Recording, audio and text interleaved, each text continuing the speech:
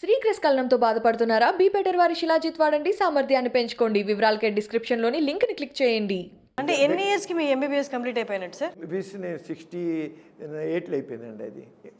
అంటే మీ ఏజ్ ఎంత సార్ అప్పుడు? అప్పుడండి 26-27 ఉంటుంది అప్పుడు. ఆ ఏజ్లో నాకు ఎంబీబీఎస్ పూర్తి అయిపోయింది. తర్వాత నేను ఇక ఒక 26 ఇయర్స్ 25-26 ఇయర్స్ ఉంటాయి.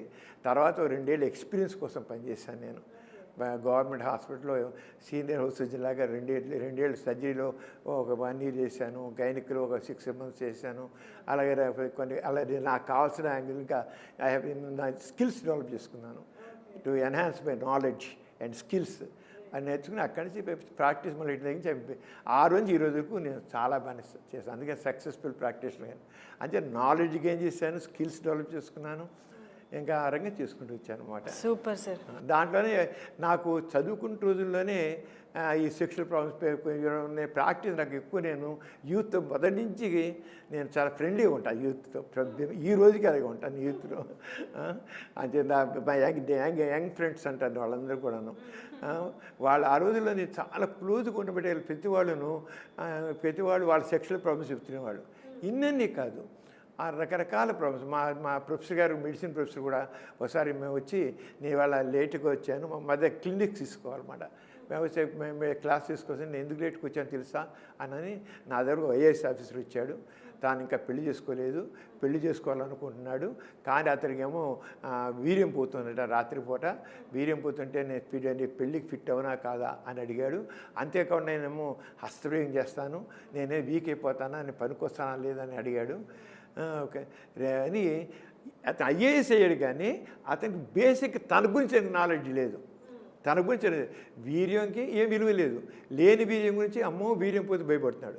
హస్తప్రయోగం అనేది దిస్ వెరీ న్యాచురల్.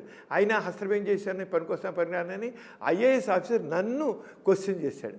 ఈ ఎటువంటి అంటే తన గురించి తను తెలియకుండా తక్కువ విషయాలని తెలుసుకుంటున్నాడు. Very wrong. అంటే నిజంగా హస్తప్రయోగంలో ఏం తప్పు లేదు, దట్ వెరీ న్యాచురల్. ఎవరైనా అసలు హస్తప్రయోగం చేయలేదంటే వాడికి ఏదో డిఫెక్ట్ ఉండే లెక్క యాక్చువల్గా. ఎవరు నేను ఎప్పుడు హస్తప్రయోగం చేయలేండి 2 విషయాలు. ఒకటి వాడు అబద్ధాన్ని చెప్తుండాలి, లేకపోతే బుద్ధిమాంద్యం ఉండాలన్నమాట. వారికి అంటే ఆ బుద్ధిమాంద్యం అంటే వాళ్ళకి బ్రెయిన్లో ఆ సెక్షువల్ సెంటర్స్ పనిచేయ సరిగ్గా అంచేది ఆ ఆలోచన రాక హస్తప్రయోగం చేయడు, అంతే తప్ప ఇంకేం కాదు. ఎవరు చేయకుండా ఎప్పుడు 10 నెలలకు 2 నెలలకు 6 నెలలకు ఎప్పుడైనా ఉంటారు. అలాగే వీర్యం పోకుండా ఎవ్వరికి ఉండదు. వీర్యం పోతూనే ఉంటుంది, ఏదో రకంగా బయటకు పోతూనే ఉంటుంది. అదేం లోపలే ఉండదు. అదే ఒంటికి వంట పెట్టి మంచి హెల్తీగా తయారవుతుంది. వీర్యవంతుడు అంటే వీర్యవంతుడు పెట్టి మ్యాథస్ పెరుగుతుంది, మొక్కలు వర్చెస్ వస్తుంది. మీనింగ్లెస్.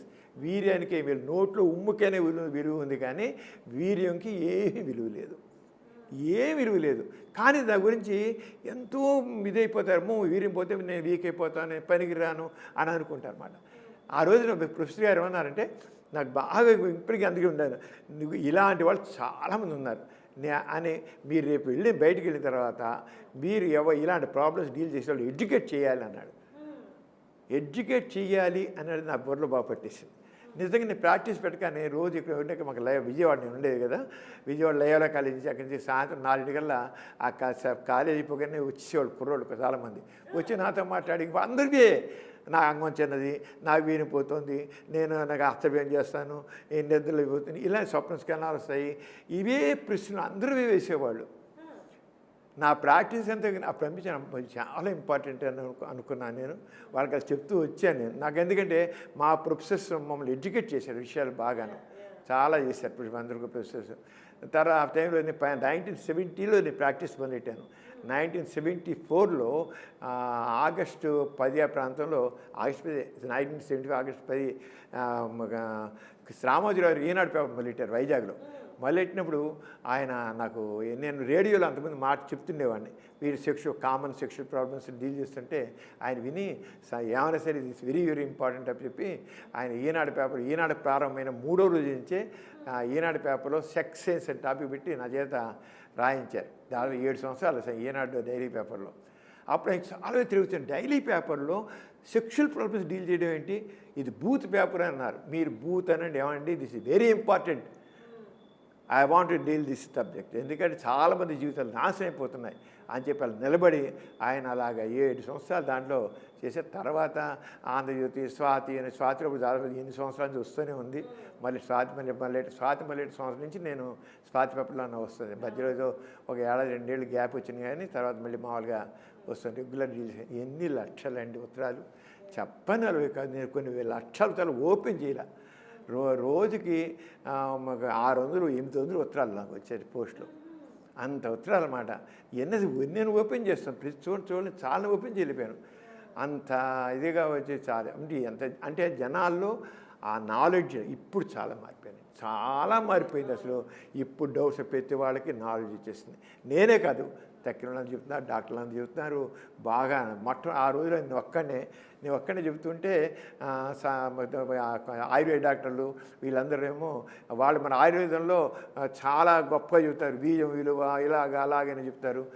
దాంతో ఏమో వాళ్ళు సమరం పిచ్చెక్కిందా, సమరం కాదంటాడా, ఇవన్నీ నేను ఎందుకు వీర్యం విలువ కాదంటాడా అని అవి పుస్తకాలు కూడా రాశారు నా మీద.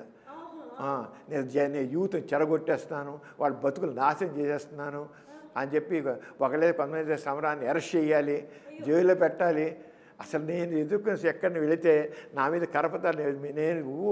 నేను జూనియర్ చిన్న పిల్లలకి నుంచి ఎలిమెంటరీ స్కూల్ నుంచి యూనివర్సిటీ లెవెల్ కొన్ని వందల స్కూల్స్లో, కాలేజీలో, యూనివర్సిటీలో నేను గురించి మాట్లాడాను. ఉద్యమంగానే చేశాను, పేపర్లో రాయడం కాకుండా. చేసిన కొన్ని చోట్ల మీటింగ్ పెడుతుంటే వచ్చి కరపత్రాలు వేసి సమరం చెప్పేదంతా బూతు వినకండి, సమరాన్ని అరెస్ట్ చేయాలి అని కరపత్రాలు పెంచుకునేవాళ్ళు. అంటే జస్ట్ నాలెడ్జ్ షేర్ చేస్తుంటే వాళ్ళు బూతు అని ఎంత వ్యతిరేకత ఉంది చేసి నన్ను ఇంత కదన్నమాట. అసలు నేను సమరాన్ని అరెస్ట్ చేయాలి, పోలీస్ కమిషనర్కి వెళ్ళి విజయవాడ మీటింగ్లో పెట్టి పోలీస్ కమిషనర్కి సమరాన్ని అరెస్ట్ చేయండి, అది యూత్ చెడగొట్టేస్తున్నాడు అని చెప్పేసి నేను చెప్పేది తప్పు అని చేసి ఉన్నాయి. ఓకే, అదేమో నేను చెప్పే సైన్స్ చెప్తున్నాను, నా సొంతం ఏం కాదు. సైన్స్ తేల్చిన నిగ్గు సత్యాన్ని నేను చెబుతున్నాను.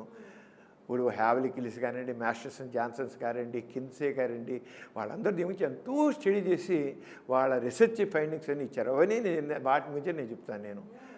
కానీ ఆ రంగా అలాంటి దాని నుంచి అలా చేసి ఈ రోజున చాలా చాలా మార్పు వచ్చాను. Very happy. ఎంత అంటే ఒక మొట్టమొదటి రోజులు మాత్రం చాలా వ్యతిరేకత ఎదుర్కొన్నాను. అంటే అప్పుడున్నటువంటి భావాలకు వ్యతిరేకంగా మాట్లాడాను కనుక వాళ్ళకి తప్పు అనిపించింది. నేను చెప్పింది తప్పు కాకపోయినా నా తప్పు అన్నారు అప్పుడు. ఇప్పుడు ఆ భావం పోయింది.